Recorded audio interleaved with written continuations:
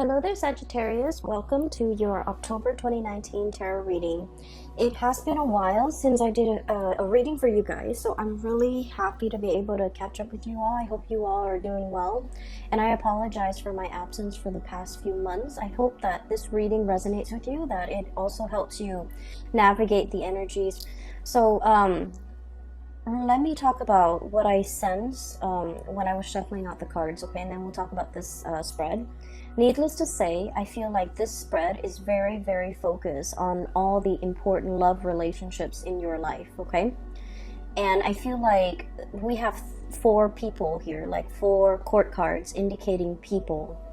And we have water signs, earth signs, and air signs. So you're dealing with a lot of people. And for some of you, you might be dealing with all three of them. Others, you might be dealing with facets of each of these characters. And then while others still might be dealing with like only one of these scenarios. But I feel like this is a month where it is very much about, figuring out the relationships in your life that are worth salvaging, the relationships that are worth still being in, and the relationships that have been draining. So I feel like there's a lot of reassessment going on here. Libra is about the balancing scale, and as we head into Libra season, I feel like the imbalances, unequal give and take, lack of reciprocity in relationships, in all partnerships, in all of our communication with another person will be very evident. And so it's a time for us to really take stock of what's not working or what is working, and to figure out solutions to balance out the give and take in relationships. Okay, so I feel like for a lot of the signs, for a lot of people in general, everything that has happened since the month of January moving into now in the month of October, I feel like you're getting signs and messages along the way to indicate to you what is lacking, what's not working in your relationship. And I feel that it's time for you to take the knowledge and the wisdom with you and try to either fix the relationship if you are still in love, leave the relationship if you're no longer in love, and seek the right partner that will give you that sense of equal balance, give and take, and reciprocity, so that you can move on to better relationships. So it is an important month to put theory into practice, to figure out what you have already learned and how to implement that into the world, okay? So when I was shuffling out the spread for you, I saw two images. The first one is I see you sitting at a table, and it looks like a karaoke bar. There's like a stage, a makeshift stage. It's not a platform or anything. It's just an area they cleared out. There's a microphone in the middle, and you're sitting at a table and you're looking at somebody. Their name is called up, and so it's like an open mic night, and it's at a bar. You're having your drink, and you're a man. Like, I can't really make out the features, but he's at a table looking at the microphone. The name is being called on the mic, and the next person who's supposed to sing a song steps up to the mic. The music starts, the soundtrack, the cues, the lyric cues start, and this person is ridden with stage fright. And the person didn't sing on cue, like the person just didn't sing. Okay, so then it leaves that air, the scene kind of breaks up, and then another scene emerged. And I'm going to talk about the first scene first before I go into the next scene. So I feel like the concept about being overwhelmed with fear, being overwhelmed with emotions, being overwhelmed with how they feel, being like just disoriented, the spotlight's on them, they don't really know how to react. So I feel like for many of you, this is not you, this is a person that you are dealing with, okay? I'm getting the word agoraphobic, somebody who is like not great around big crowds, large groups of people. They don't operate at their best when the spotlight is shown on them. And I feel like, they try their best to try to break out of these antisocial behaviors or stage fright or whatever it is. They're trying to, they're trying to kind of like break out of their own shell and to do something where it incorporates other people, but they're not able to overcome social anxiety. And I feel like the social anxiety is a big part of their personality. They're extremely introverted, possibly very, very shy. They, like, when you look at them, you might not feel like they have any type of social anxieties, because, you know, when you're in like a close relationship with them, they don't exhibit signs of social anxiety. But I feel like when they're out in public, when they're dealing with strangers, when they're dealing with just large crowds, they get very, very shy, and they shy away from big gatherings. And so for some of you guys, especially if you have a lot of like water placement in your chart, so for example, if you have like water, like Scorpio, Pisces, or Cancer as your sun, moon, or rising, or if you have a lot of planets in a water sign, this might be you, where you're feeling a little bit disconnected from people, mainly because you might have social anxiety. You might have issues when it comes to operating in a large crowd, being in a position where you're interacting with a lot of people, or you are kind of like front and center and people are looking at you, and, you know, all eyes are on you. It can feel very uncomfortable. And to a certain extent, most of us, I feel like the majority of people aren't great with like, public speaking always provokes like anxiety, but I feel like you're either dealing with somebody, or this is triggered in you in a situation that where you haven't experienced it in the past. So I feel something coming in, okay? I'm also getting the word tongue tie, stage fright, and tongue tie. Okay, so it could be either of those things. I strongly feel that you are dealing with somebody who has social anxiety, who has a lot to say, and yet they're very, very tongue tied because their emotions get in the way. That's what I'm feeling. And I feel like their method of expression has always been through either song, music, or other avenues of self-expression, you know, painting, dancing, whatever it is. But I feel like when it comes to one-on-one interpersonal communication, there's something here that's preventing them from expressing how they really feel. And so I feel like as a Sagittarius, it has been very frustrating for you to deal with somebody like this, because Sagittarius, you're very no holds barred. You're very like, you're very uncensored. You would speak your mind, you state your opinion, you want to be heard. And I feel like, you're very like no nonsense.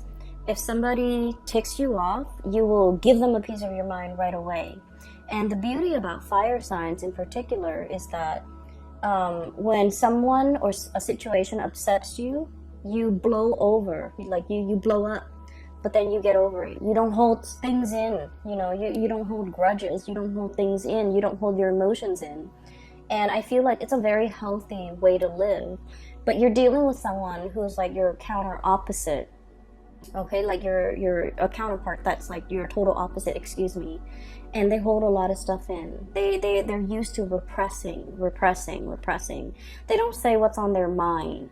And I feel like a lot of it is they don't say what's on their mind out of fear, out of judgment, out of like, having those feelings or those words be used against them later. So, in this day and age with social media, with digital communication, a lot of things can be taken out of context. A lot of situations too, like we can't really retract and rescind what we say, because things are permanently on social media or on some type of a public forum, or once something has been said, and the way in which they have been said, the tone that is used, it's really hard to take back. Okay, once we form a strong opinion and we verbalize that opinion, it's very, very difficult to take back. And so you're dealing with somebody who's aware of all of this. And so they're very calculated when it comes to the things that they say, how they communicate, what they communicate, and who they communicate these messages to. And from your perspective, you might feel like, oh my gosh, they are so cowardly. They are so they are so censored, they are so repressed, they are so scared, they don't know what they want.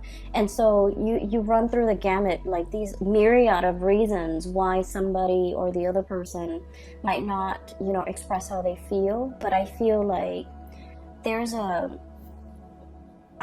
yes, they might be all of those things, but the important thing is that they have been repressed for a very, very long time. That was like a survival mechanism. That was how they dealt with grief. That was how they dealt with changes. And that was like, it's purely survival, okay? I don't blame people when they do things on a purely survival basis. Even as an adult, you know, we're conditioned to behave a certain way. And so I feel like it's hard for you to understand this person. It's very, very hard for you because you are out and free and you know, unaffected, okay? And you're very uncensored. And so you don't understand how somebody could be so different from you. So I feel like there's a lack of understanding here, but I also feel like there are issues with the other person. And I feel like a mix of cowardly, a mix of stage fright, a mix of social anxiety, a mix of repression, a mix of, you know, just life experiences that makes them very, very calculated when it comes to what they say, calculated when it comes to what they to expressing their emotions. Okay, so that's where we're at. Okay, so that's the first thing with that karaoke situation.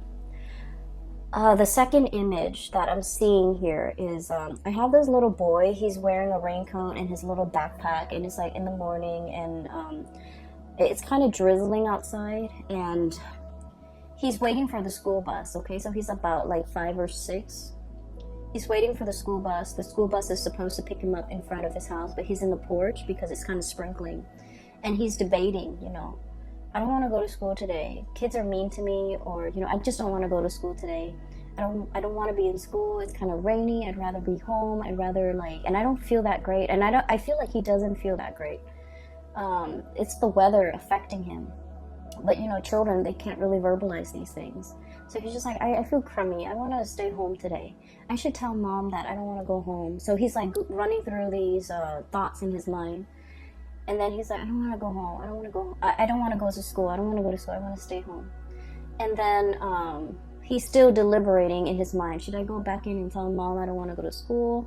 And then just then the bus comes and the bus door opens and he's like, I want to go to school. Should I just go back inside and tell mom? And then he finds himself walking towards the bus. And then the door closes and the bus takes off because he took too long. Okay, so I feel like, once again, this could be you or another person that you're dealing with. And I feel like it's a situation where it's uneasy. You have like a gut reaction or a gut instinct on what you should do, right? Like you might have a disaffinity for something, like a lack of liking for something, or an aversion to something, or like just a repulsion towards something. And then you're trying to rationalize, like, why do I feel this way about this person? Why do I feel this way about this situation? And I feel like your intuition has been right. Your intuition is telling you, you know, that might not be the right person for you. That might not be the right situation for you. And crisis averted, because I feel like at the end of the day, the door closes. He missed his bus, but he gets to stay home. And so in a way, it's sort of like a situation that can be a self-fulfilling prophecy as well. Okay, taking too long to make a decision. First of all, do I go to school or do I stay home? Taking too long to make a decision. And then at the very last minute, the decision is made for you. That option is ruled out for you.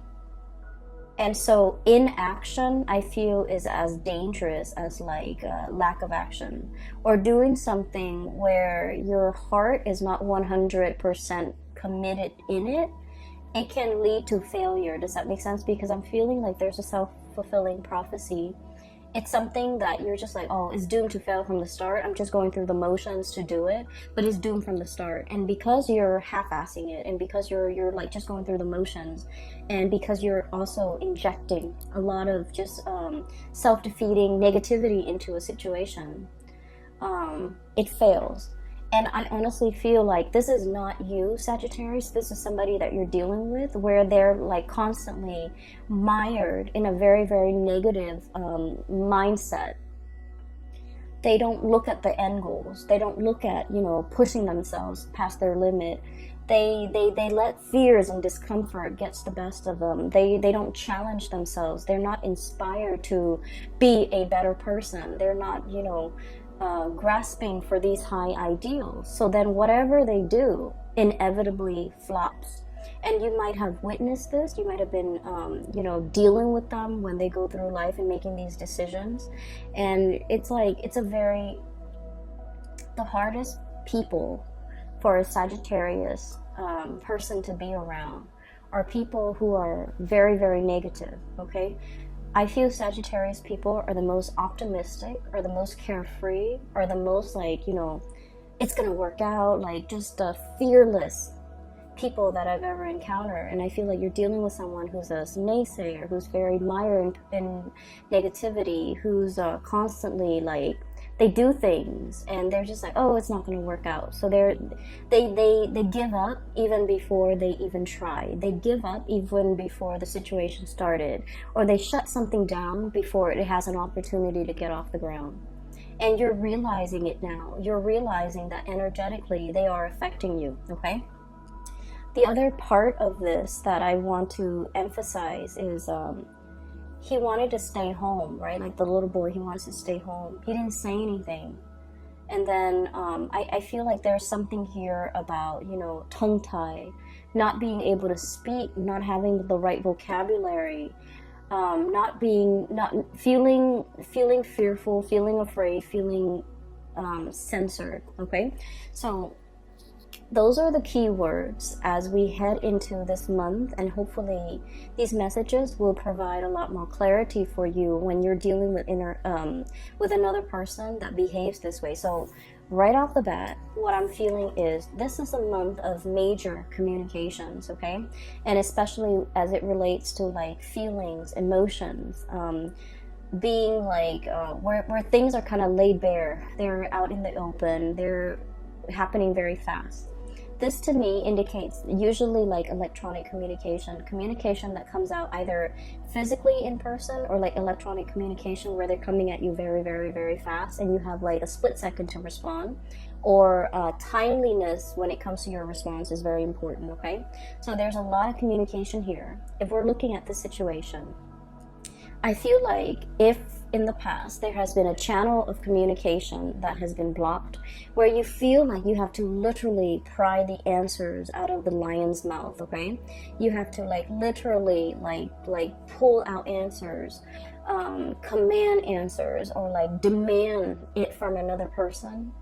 I feel like the floodgates are opening. So right off the bat, I feel like there's a situation where you are asking a lot of questions about to a person, or this is happening to you.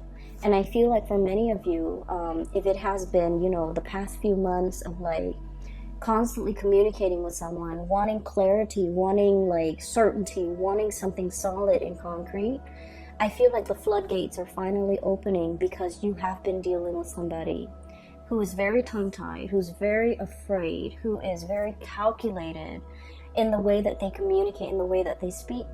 And so I feel like you've been pushing it and pushing it and pushing it, and finally the floodgates open. You're getting the communication that you're looking for.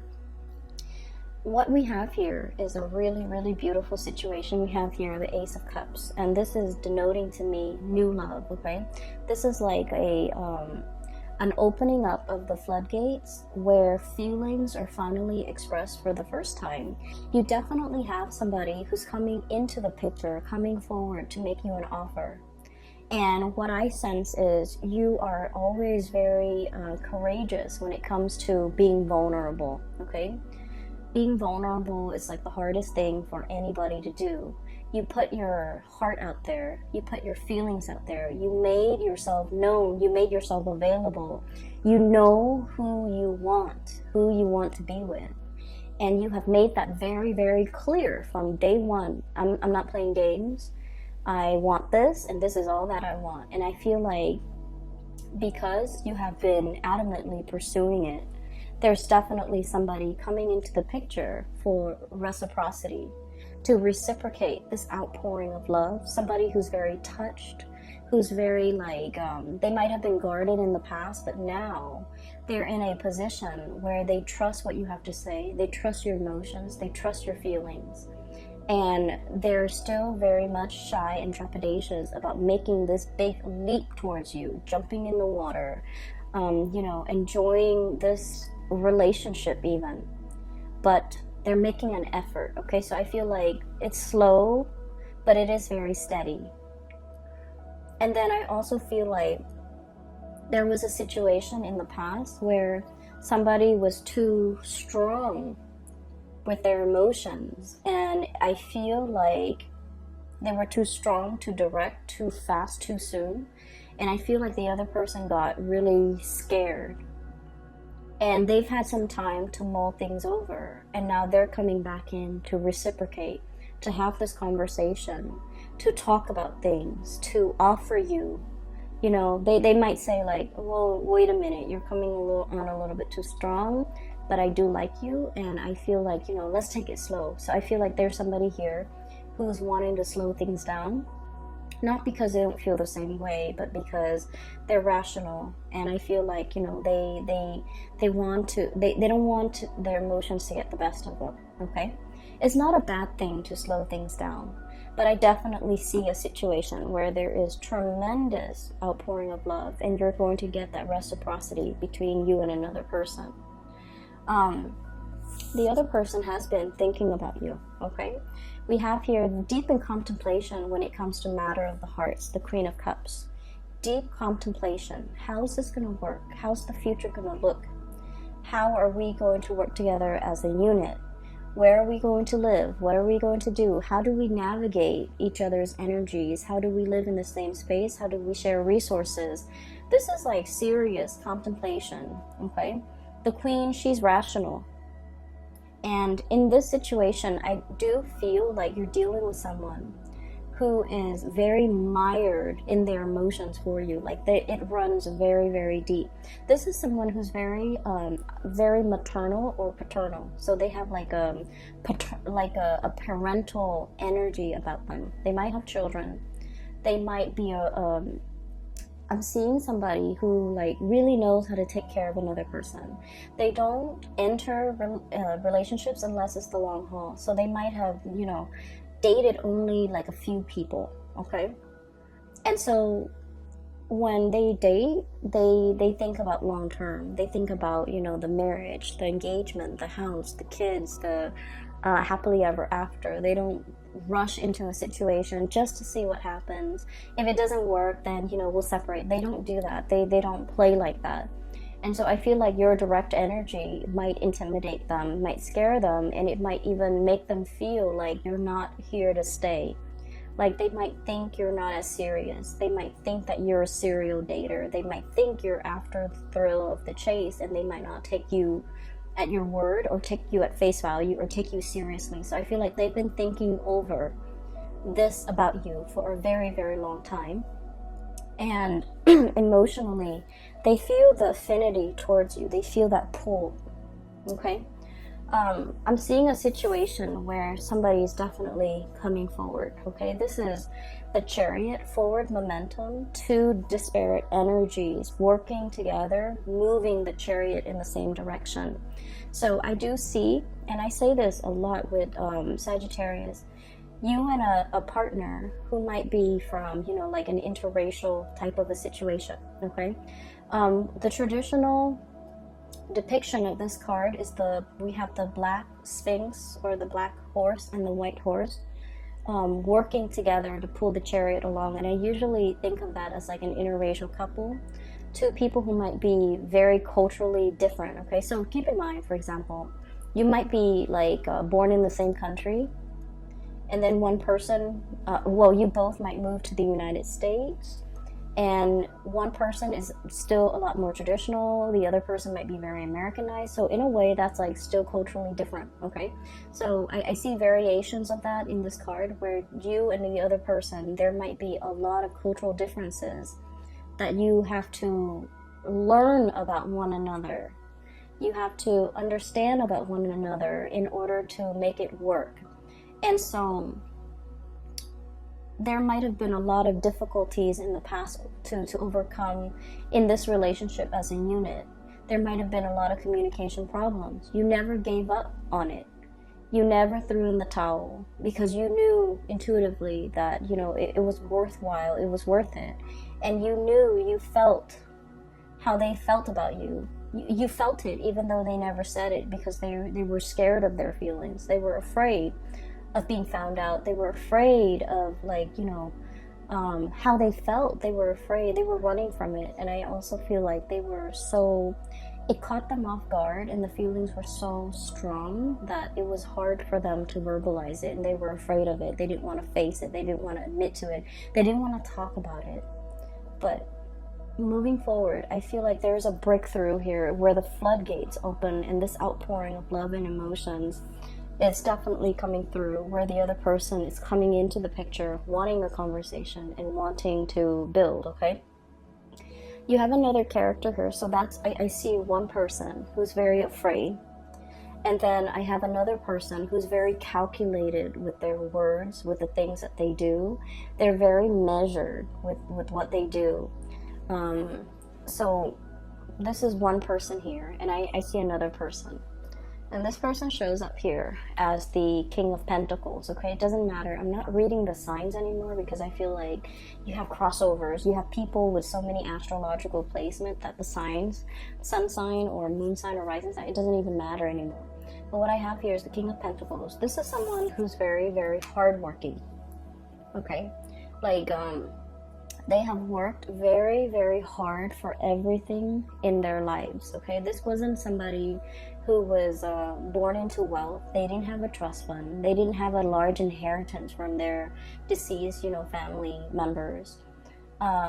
They worked out in the fields. They might have callous hands. They might do something that's physically demanding. They don't care what they look like. They're not going to show up in a suit. They've worked really, really hard. They've had to hustle. They've had to go out and take care of things and take care of business at a very young age.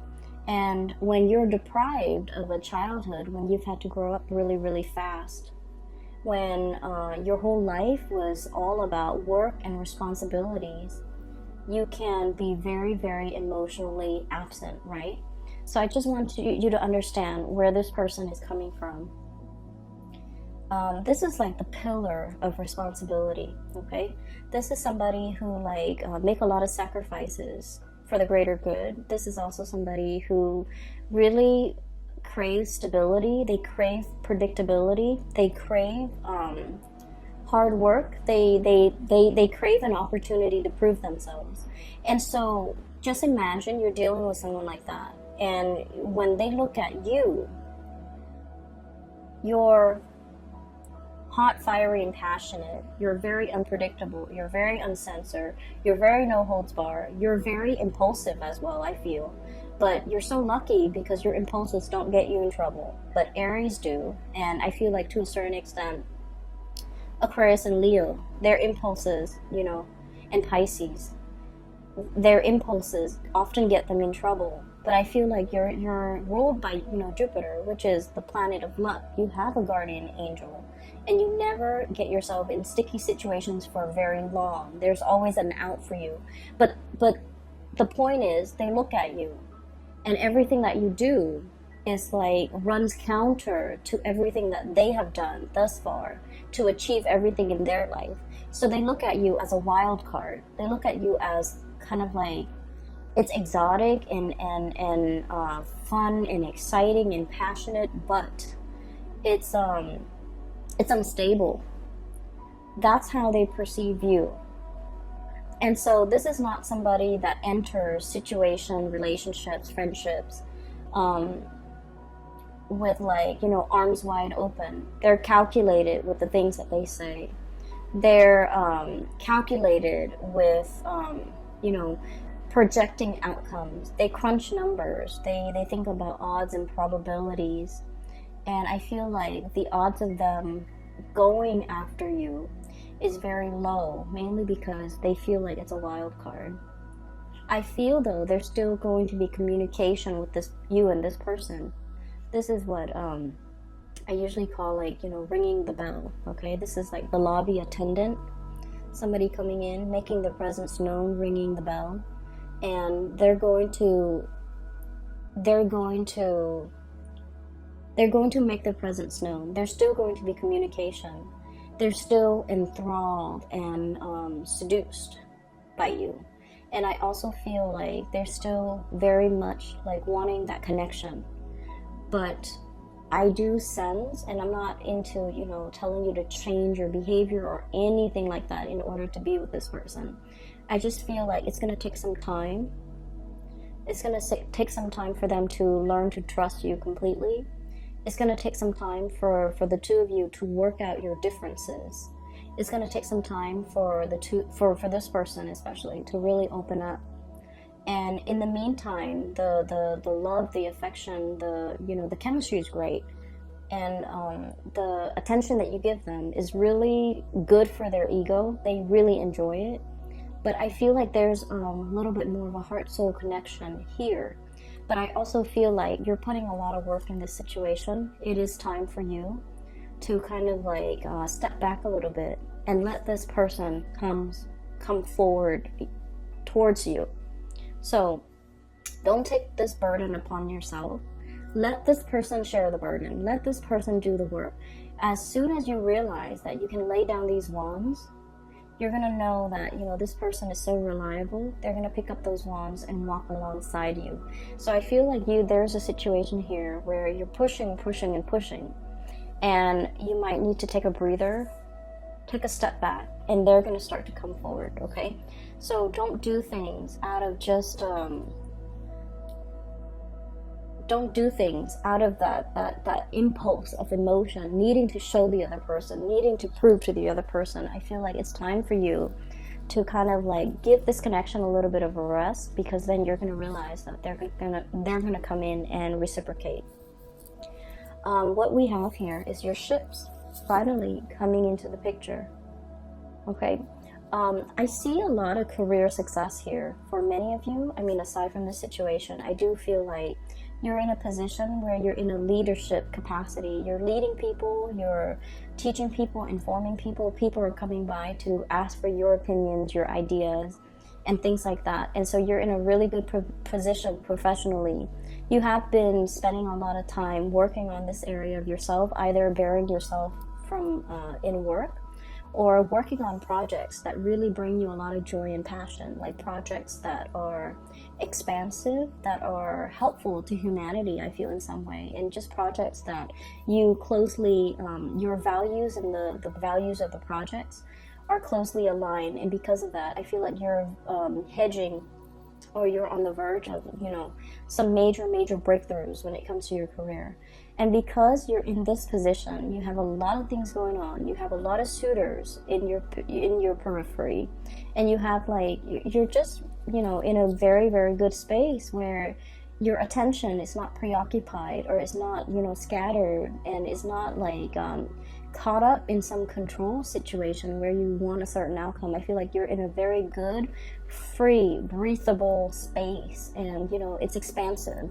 Because of that, I feel like energetically you're allowing the right people to come into the fold for you.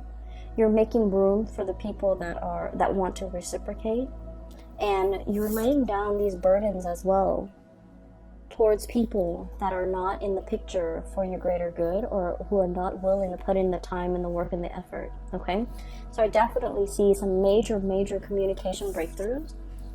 The last card here that we have is the King of Swords. And the King of Swords is, once again, all the characters that you're dealing with, especially the two kings, King of Pentacles and King of Swords. These are not emotional types of people. They might feel that you're very emotional, and they might feel like your emotions fluctuate, and so they want something a little bit more stable. And I feel either way, you have gone a long way when it comes to your maturation level, when it comes to emotions, when it comes to work, when it comes to your ability to kind of control your impulses, control yourself. And I feel like that makes it a lot easier for them in their interaction with you, in their communication with you, to be able to, have a conversation and feel like they can express themselves, and feel like you're to finally understand how sincere you are. Even though you say things, you're not like other people where they just say things that they don't mean. You are actually very open, very sincere, very honest with how you feel about them at all times. And they're starting to feel safe and comfortable in expressing themselves and reciprocating back at you. Okay, so I do see there's major communication breakthroughs here. And so I honestly feel like, you know, the goal or the theme for this month is you are dealing with someone who's repressed. You are dealing with somebody who came kind of like belatedly. They tell you things, like you ask them a question, you wanted to know it at that time. Okay? And I feel like they dragged their feet, they took their time. They didn't give you a response at that time, and then they might have missed the boat with you. And I feel like they're kicking themselves over it, okay? And that is why they're coming back, making their intentions known. That's why they're coming back, and they're starting to realize that there was a sense of urgency. There was a sense of like, you know, if you're not gonna reciprocate, if it's something very simple, as easy as like just telling me how you feel, and the other person was not able to reciprocate, I'm sensing that they kick themselves. I'm sensing that there's regret. I'm sensing that's why they're coming back in, because they understand and they feel safe in the sincerity of the way in which you express yourself. Okay, it's like you have been nothing but upfront and honest, and then I felt like the other person, it's almost like when you're dealing with so many sleazy people and then you meet like a really nice honest one, it seems like it's too good to be true. That's what I feel is happening to your person, where you're very upfront and honest, and they're like, it's too good to be true. That person must be hiding something. That must be a facade. That must be a front. That can't be real. Okay? They have their own hang-ups, Sagittarius, and you kind of just need to let it be. But honestly, I feel like, you know, there's going to be reciprocity coming into the picture, and it's going to make you feel really, really good. Okay? I hope this reading resonates with you. I hope that it comes true for you in the month of October, so that you can, you know where you stand with people and know who's really important. Okay? For those who have been emailing me, I don't do private readings anymore. I do have a colleague. Her name is Bridget. She's based out of California, and she is a psychic. She's phenomenal. I can't recommend her enough. If you are interested in a reading, please get a reading through her. I've included a link in the description box below for her website where you can schedule an appointment for yourself. I do wish you all the best, Sagittarius, and best of luck with everything, okay? I'll talk to you guys soon. Bye-bye.